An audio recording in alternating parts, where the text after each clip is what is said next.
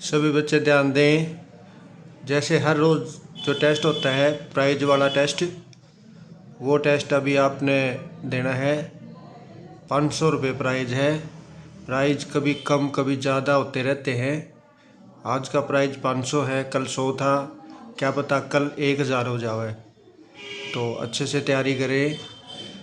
Accuracy जिसकी सबसे ज़्यादा होगी और सबसे ज़्यादा स्पीड होगी उसे ही प्राइज़ दिया जाएगा। रेडी होंगे? Ready, start.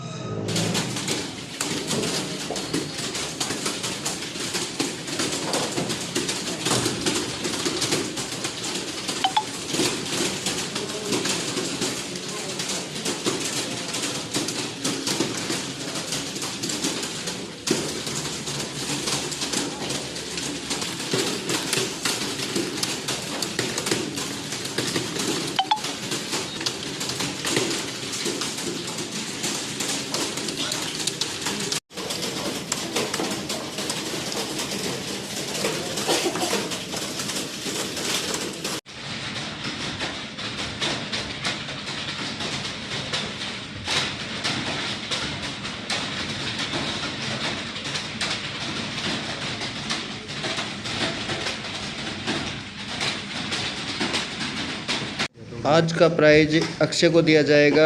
51 की स्पीड निकाली है। सभी बच्चे क्लैपिंग करेंगे।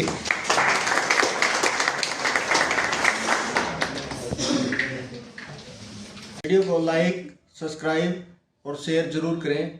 Thank you for watching.